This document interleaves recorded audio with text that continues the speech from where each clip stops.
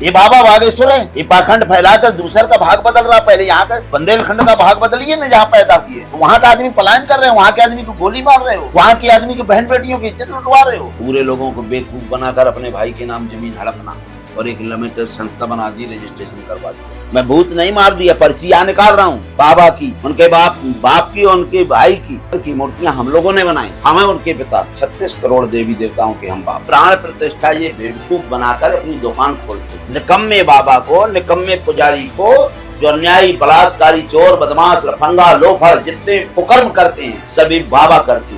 दोषी कौन है? आस्तिक। दोषी कौन है? हत्या करवाने वाला कौन है? आस्तिक। बलात्कार करवाने वाला मंदिरों में कौन है? आस्तिक। आप पाखंड पे सवाल उठाइए, मैं आपके साथ खड़ी हूँ, लेकिन आप हर आस्तिक को बलात्कारी नहीं कह सकते। बलात्कारी नहीं हो सकता, लेकिन हर आस्तिक स्त्रियों के सम्मान नहीं करता, सवाल उठा सकते। मैं सवाल मेन बात ये कि आप क्या रामायण महाभारत सबको प्रतिबंधी बताना देखो, हम इसलिए जो आज की जो आज के हाँ बिल्कुल मूर्खों ने बनाई, केवल अपने लिए बनाई, कुकर्म छपाने की। राम नहीं है, कुकर्म राम हो गए। देखो, अगर राम थे, मैं कौन कह रहा हूँ कि राम नहीं? राम एक आदर्श। अरे तो आदर्श हैं सबके हैं, मैं कौन कह रहा हूँ जिनके हैं सो करें। मैं थोड़ी ठेका लिखाया हूँ कि सबके आदर्श है। मैं अपने बाप को आदर्श मानता हूँ। पंडित धीरेन्द्र कृष्ण शास्त्री, जिन्होंने न जाने कितने लोगों की पर्चियां खोल के उनके भला करने की जो है दावे किए हैं, और बड़े बड़े नेता भी उनके चरणों में दंडवत होते हैं अगर वो कहीं जाते हैं। लेकिन आज खुद बाबा की पर्ची खुलने वाली है, और स्वयं जो है छतरपुर के पूर्व विधायक जो रह चुके हैं आरडी प्रजापति जी, आपका बहुत बहुत स्वागत है हमारे इस खास पेशकश में। और आप ऐसी कौन सी पर्ची खोलने वाले हैं, हम सब जानने के लिए उत्सुक हैं। अपना परिचय भी दीजिए और उसके बाद हम पूरा इंटरव्यू शुरू करते हैं।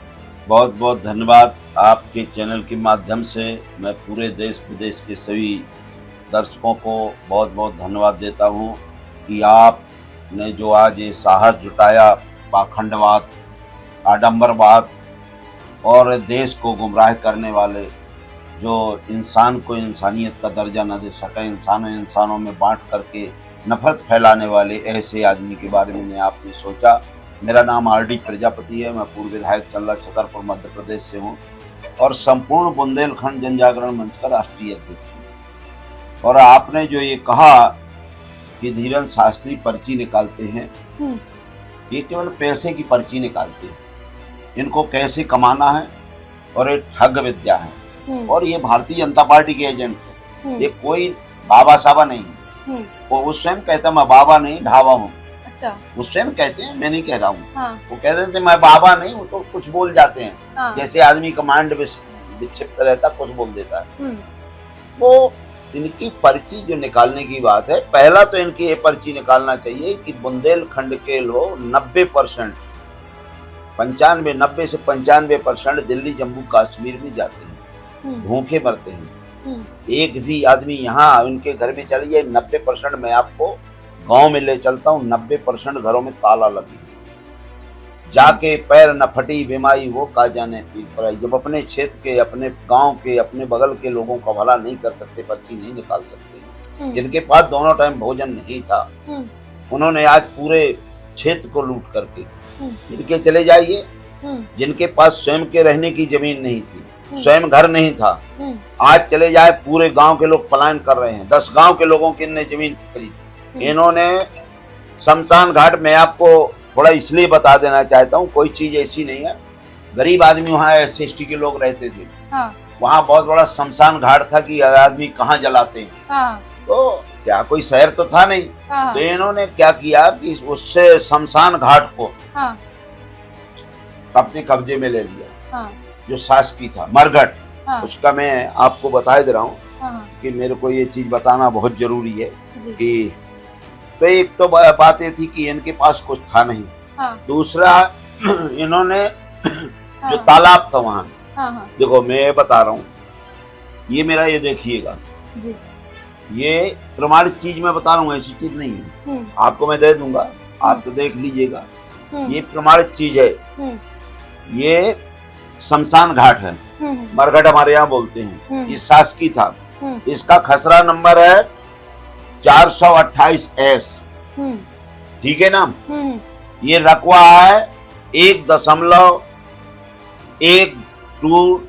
10 हेक्टर। हम्म। ये शासकीय भूमि है मध्य प्रदेश शासन, ये आज कहीं नहीं है। गरीब आदमी SC ST के OBC के लोग अपने जाकर के बाहर लोग जलाते हैं, अपने खेतों में तो जलाते उस हैं। मरघट का इन्होंने किया क्या? ये अपने उसमें ले लिया, ये जो इनका जहाँ भूत दरबार चलता है। ये भूत दरबार क्या है, हमारी थोड़ी जनता को बताएं जो लोग जानना चाहते हैं।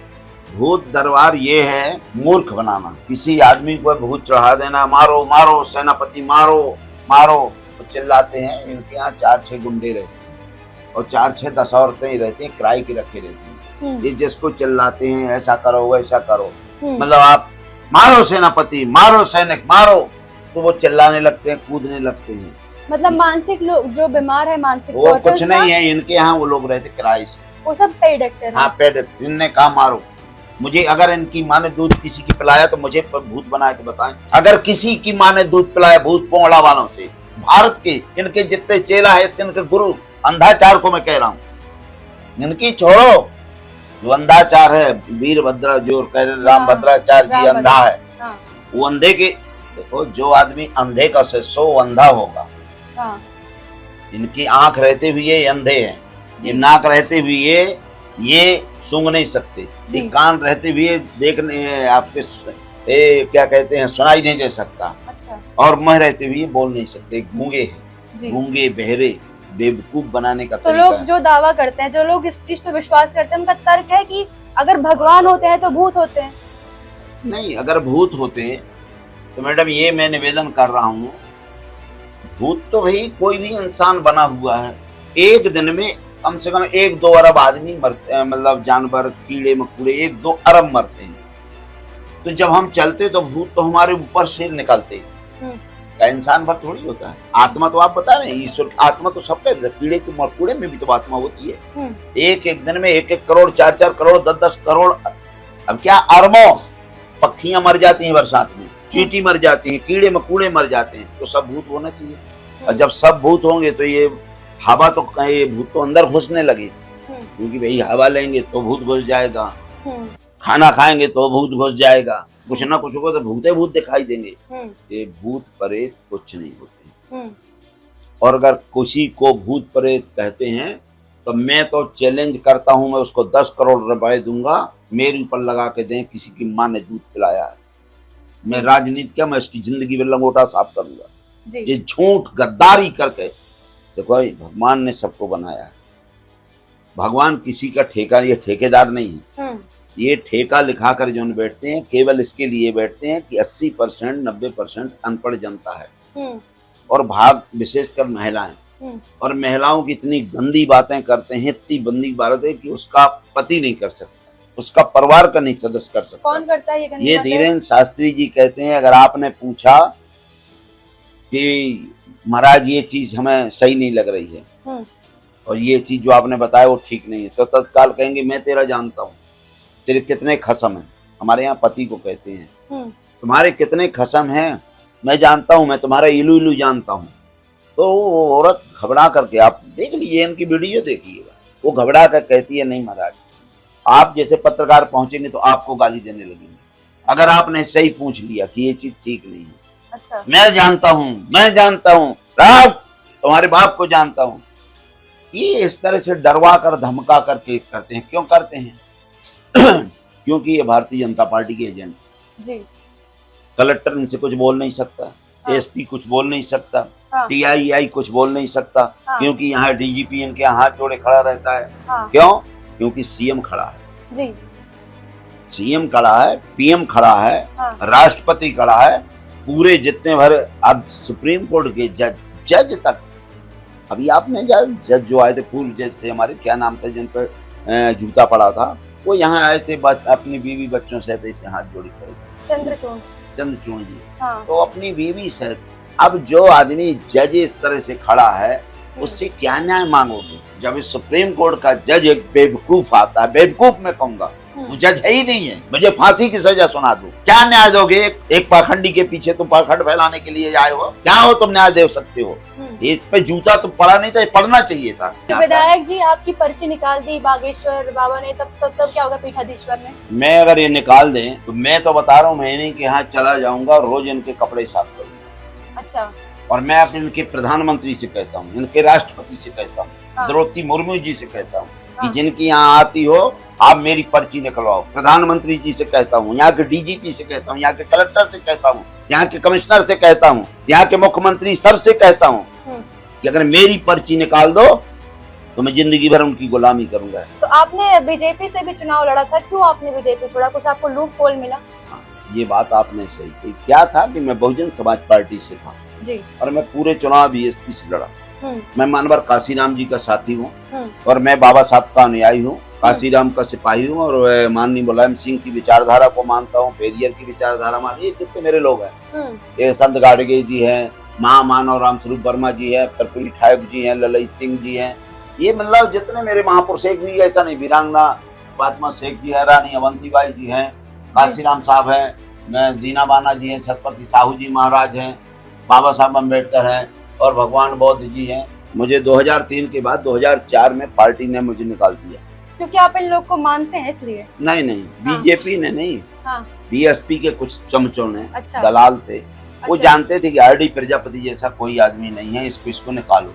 तो मायावती जी ने गुमराह करके मुझे निकलवा दिया, क्योंकि लालच सबको बुरी बला है। सब लोग पैसे चाहते थे कि पैसा, और पैसा मैं देता नहीं, मैं पैसा नहीं डालता किसी को, ना आज तक हमें राजनीति वाले, जब मैं जहाँ भी रहा हूँ। तो 2003 में मुझे 4 में निकाल दिया, 2004 में उमा भारती को पार्टी से निकाल दिया। 36 करोड़ देवी देवताओं के हम बाप, जितनी मूर्तियां बनी हैं किसी के माई ने नहीं बनाया।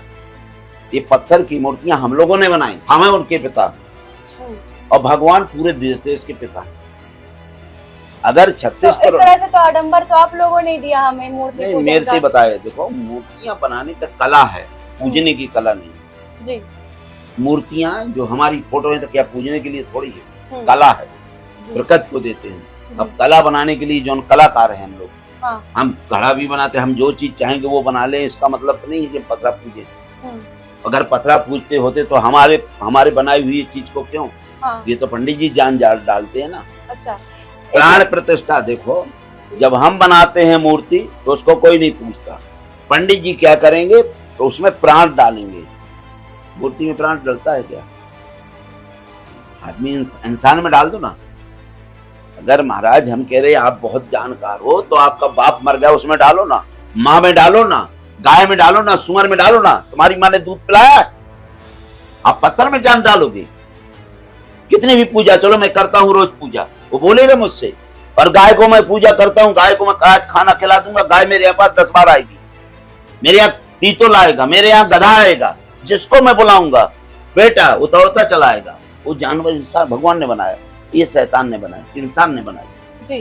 तो हम इंसान की बजाय इस चीज को मैं नहीं मानता हूँ। और ये प्राण प्रतिष्ठा ये बेवकूफ बनाकर अपनी दुकान खोलते हैं। दुकान, और दुकान की जैसे भी यहाँ 21 हजार मंदिर हैं मध्य प्रदेश के अंदर, 21,000 मंदिर में 6,000 एक बाबा को पैसा दिया जाता है, एक पुजारी को, और 6,000 जितनी उसमें जमीन लगी रहती है, करोड़ों की जमीन, वो भी उसका मालिक होता है।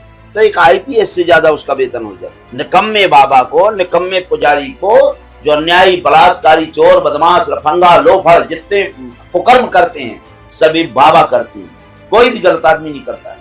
चले जाइए मंदिरों में, बहन बेटियों की जिद लूटने वाला बाबा है। पहले मंदिर जो रहते थे वो डाक मुगलों ने लूटे, मुगल आते थे लूटने के लिए और लूट के चले जाते।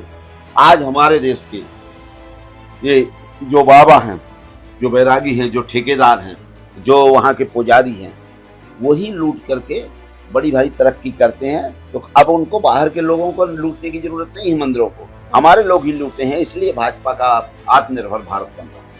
पूरे लोगों को बेवकूफ बनाकर अपने भाई के नाम जमीन हड़पना और एक लिमिटेड संस्था बना दी, रजिस्ट्रेशन करवा दिया।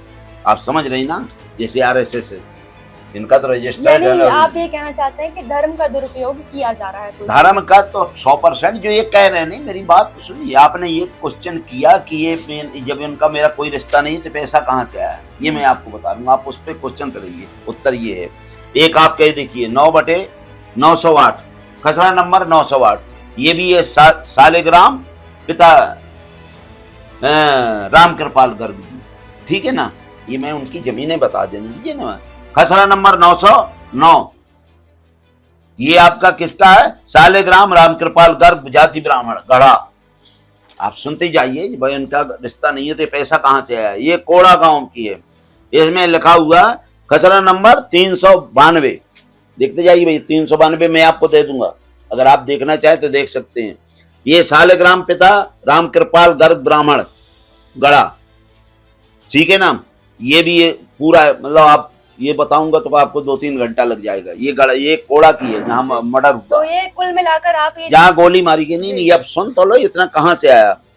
591 खसरा नंबर 591, ये उनकी माँ के नाम है, सरोज पत्नी। इसको तो छोड़ो भाई, माँ के नाम चलो कहीं से हो गया। इसके बाद कुल क्षेत्र इतना है। इसके बाद आप देख लीजिए सालेग्राम की बात बता। छतरपुर में ये प्लाटिंग कर रहे हैं। Shri Bageshwar Dham land development and colonisers Saligram तनय रामकृपाल गर्ग संचालक। आपका रास्ता नहीं है तो संचालक कैसे बन गए?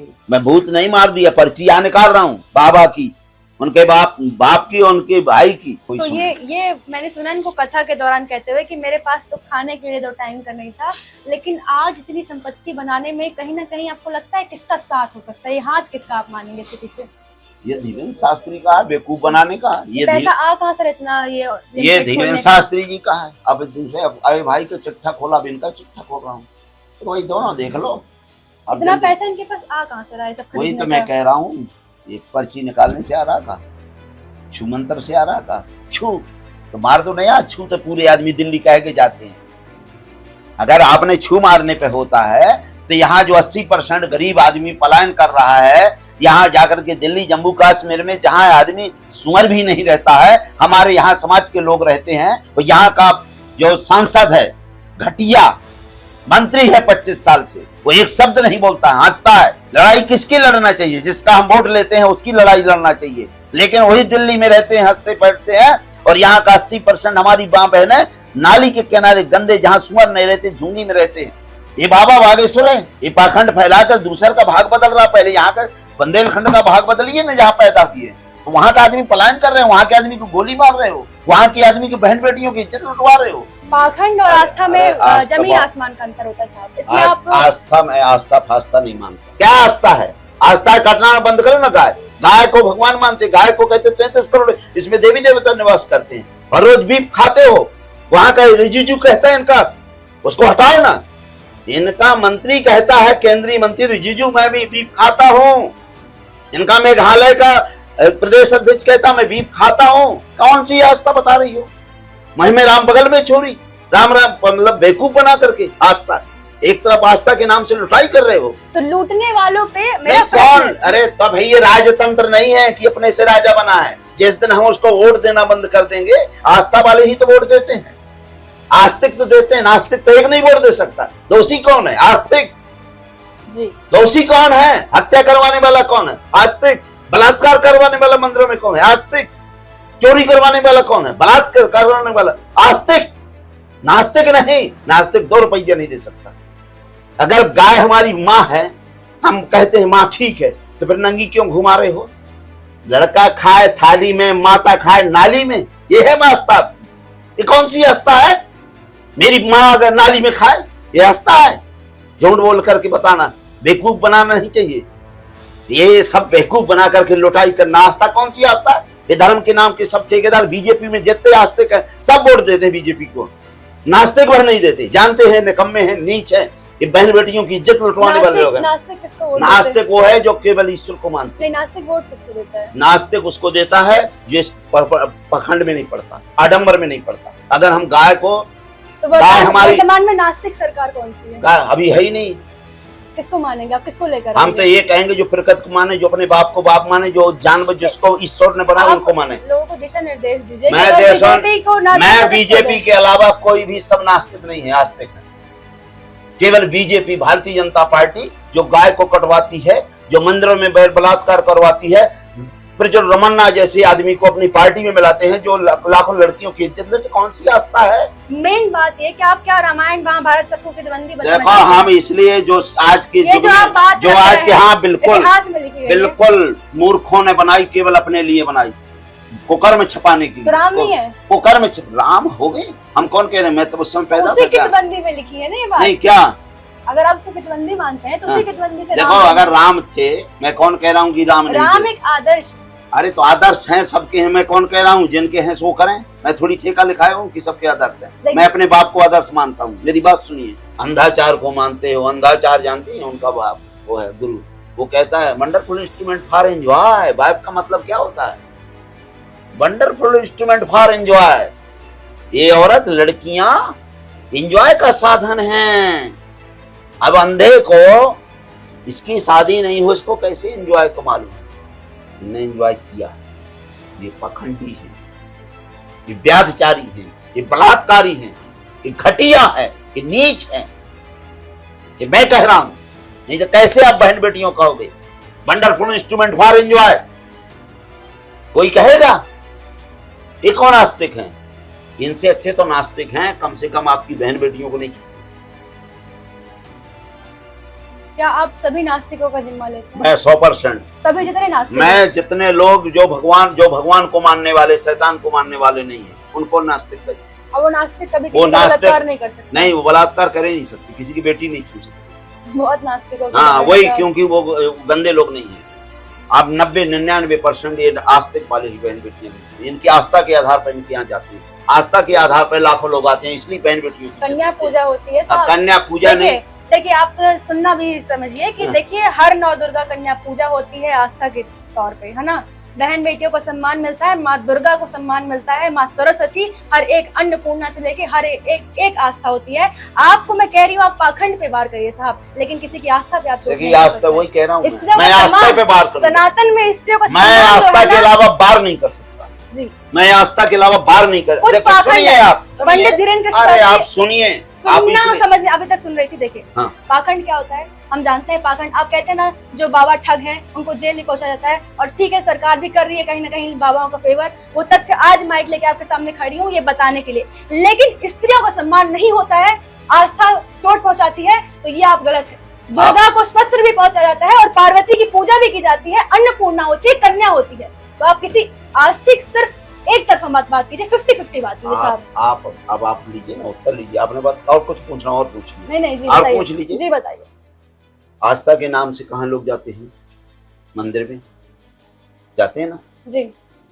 बलात्कार कहाँ होते हैं? तो मैं क्या कहना चाह रही हूँ कि पाखंड वो कहाँ अरे जब सब पाखंड है तो फिर कौन सी आस्था है? आस्था वही जाते हैं ना मंदिर में, पूजा में। जी। पाखंड कहाँ घुसड़ दिया अपने बीच में? जितने मंदिर हैं साहब, आपकी एक गलती है, आपने जितने तथ्य रखे हैं, मैं देखिए डरने वालों में सुनिए, आपने जितने तथ्य रखे हैं बागेश्वर धाम के, मैं यकीन करती हूँ। जो आपने उसके भाई के बारे में बताया मैं यकीन करती हूँ, लेकिन हर आस्तिक स्त्रियों के सम्मान नहीं करता, सवाल उठा सकते। मैं सवाल इसलिए उठाऊंगा कि आस्था में ही लड़ाई होती है। स्त्री का आस्था में ही नास्तिक का मुझे एक आदमी बताओ जिसने बलात्कार किया हो। न जाने कितने बलात्कारी हैं आप बताइए ना, बताइए ना। मैं तो रमन्ना को बता रहा हूँ 4400 लड़कियों के बलात्कार किए आस्तिक के आधार पर। मैं आसाराम को बता रहा हूँ। देखिए देखिए आस्था है। अरे मेरी आस्था नहीं, मैं क्यों जाऊंगा? मेरी बेटियों का आस्था नहीं है, मंदिर में क्यों जाएगी? आपको अपनी बेटी के प्रति आस्था नहीं है? नहीं, मेरी बेटी को आस्था है, लेकिन मैं मंदिर में जो सुरक्षित है, यही फर्क आपको बताना चाहती हूँ कि आप एक बिल्कुल नहीं, बिल्कुल आस्था रखते हैं तो अरे हमारे कुछ पाखंडी, आप पाखंड पे सवाल उठाइए साहब, आप पाखंड पे सवाल उठाइए, मैं आपके साथ खड़ी हूँ, लेकिन आप हर आस्तिक को बलात्कारी नहीं कह सकते। मैं बता रहा हूँ जो आस्था में बलात्कारी नहीं हो सकता। कन्या को पूजने वाला कुछ पाखंड होते हैं। मैं पाखंडी हूँ, आप किसी खाल, आप सांप भी केचुली बदलता है साहब। नहीं तो कन्या पूछते हैं तो आडंबर मत कराइए। आप अम्बेडकर को मानने वाले भी बलात्कार करते हैं, नास्तिक होते हैं, और कुछ लोग ऐसे हैं। देखिए आप पॉइंट टू पॉइंट बात करिए ना, करिए पॉइंट टू पॉइंट बात करिए। जिसके पास सबूत नहीं है उससे बात क्या कर रहे हैं? हाँ बताइए ना, सुनिए। हाँ बताइए ना आप बताइए कौन से नास्तिक वाले का बलात्कार हुआ? देखिए मैं इनके तथ्यों को मानती हूँ। बागेश्वर धाम की जिन्होंने पर्चियां खोली, अरे वो स्वयं कह रहे हैं भाई, बलात्कार कह रहे हैं, मैं थोड़ी कह रहा हूँ। उस पाखंड आसाराम के यहाँ क्या आस्था के नाम से जाते थे ना? नहीं, आसाराम के लड़कियां कहाँ जाती थी? सबसे ज्यादा लड़कियां कहाँ सबसे ज्यादा जाती हैं? जहाँ आस्था होती है। बेटियां, बहन बेटियां कहाँ करोड़ों लाखों बहन बेटियां जाती हैं जहाँ आस्था होती है, वही बलात्कार होते हैं। घर में किसी के बलात्कार नहीं, मैं बेटी को मानता हूँ, मेरे घर में बताए बलात्कार होगा, किसी आम आदमी के घर में बताए बलात्कार होगा, कोई स्कूल में बताए सामूहिक बलात्कार होगा, किसी में विद्यालय में बताए सामूहिक बलात्कार होगा, किसी संस्थान में बताए बलात्कार होगा। केवल मंदिर जहां आस्था होती है वहीं पर बलात्कार होती है। ये बताएं मुझे, आस्था के नाम से ही लूटते हैं। जिस दिन हमारी आस्था इन बाबों से पाखंडियों से हट जाएगी, जिस दिन हमारी बहन बेटियों की इज्जत नहीं लूटी जाएगी। मंदिर मानते हैं लेकिन हम ये पाखंडियों को नहीं मानते। अब आप बोलने दीजिए, आपको बोलने का अवसर दिया। देखिए, इस पूरे जो इंटरव्यू हुआ है उसका मैं कुछ लास्ट में तर्क रखना चाहूंगी। अभी आप थोड़ा सा सुनने का भी समझो। हाँ, खूब सुनूंगा जो आप कहें, लेकिन उत्तर भी सुनिएगा आप। ऐसा नहीं मैं सुनूं भर नहीं, मैं उत्तर दूंगा। आपको माइक दिया था मैंने। हाँ, देखिए, पाखंडवाद जो उन्होंने बताया, तथ्य रखा, मैं उसके पुरजोर सहमत करती हूँ। इन्होंने जो बात रखी कि कई लोग आस्तिक का चोला पहन के जो है बलात्कार करते हैं, मैं उस पर विश्वास करती हूँ। राम रहीम का उदाहरण रखा, मैं उस पर विश्वास करती हूँ, लेकिन हर आस्तिक बलात्कारी है, ये इनका तथ्य पूरी तरीके से गलत है, मैं नकारती हूँ। और इसी के साथ मैं कशिश सिंह खत्म करती हूँ।